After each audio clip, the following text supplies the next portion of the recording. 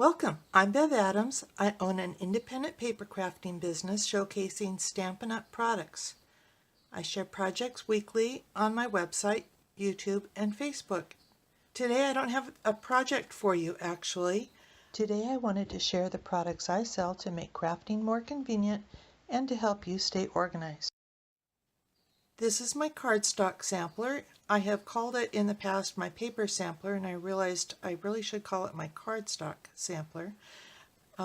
This is the one I'm selling now. I'm already starting to sell the one with the new in colors.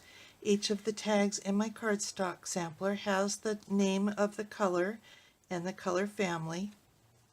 And I love using this to plan my colors. So I just kind of move these tags around and decide which colors look nice together. I think those look beautiful together. I can't wait to try shaded spruce and terracotta tile. I also use it if I've made a card and I want to write on the inside with a coordinating color. I'm not really sure which colors I used. I can just check and then use the color that matches. If you have purchased a paper sampler or cardstock sampler from me in the last year, you can get this updater with the new in colors.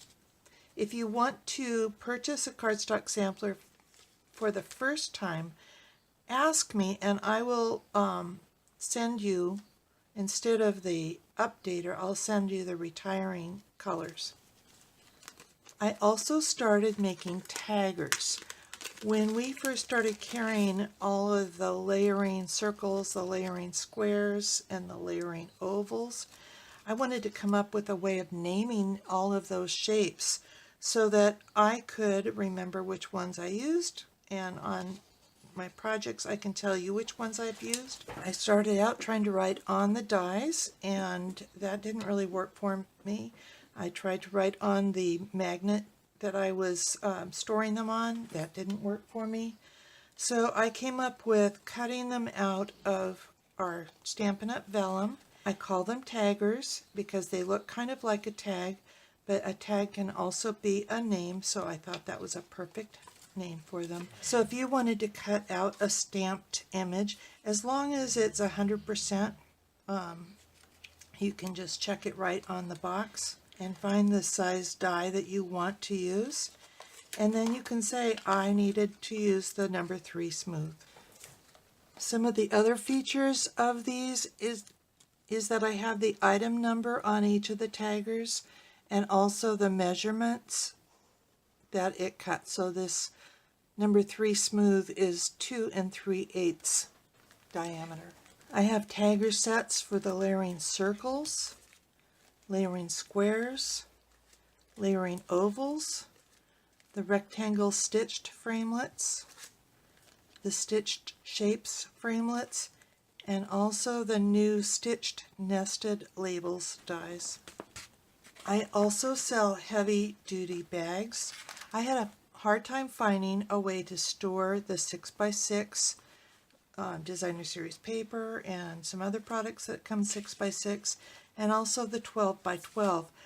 I got so frustrated that I ended up buying a case of hundreds of bags and decided to sell them. These are heavy duty bags. They do have a reclosable top. They are a little bit bigger than 6x6, but if you put your 6x6 designer series paper in here, what I tend to do is just let it fall to the top of the bag and then fold the bottom up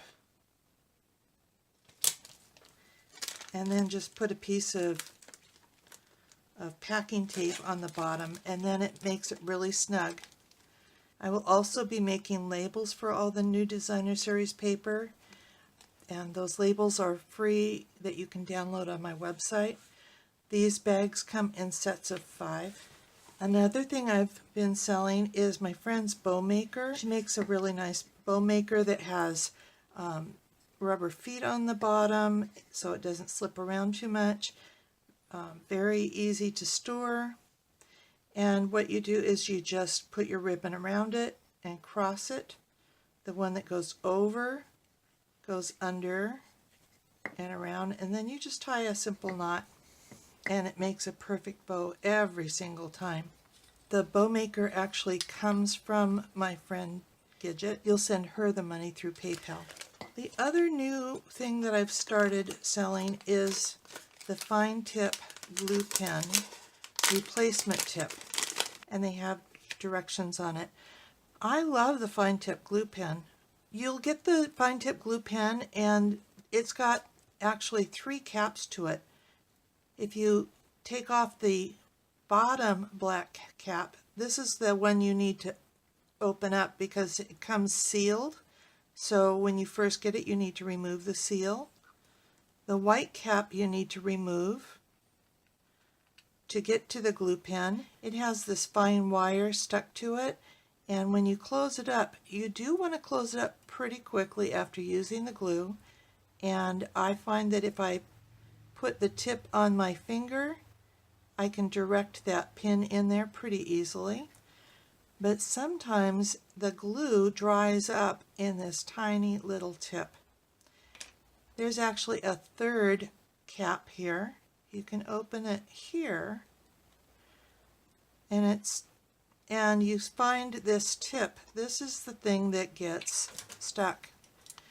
This one is probably glued closed, so you can actually use pliers. Gently, don't squeeze it too much, but just gently untwist that.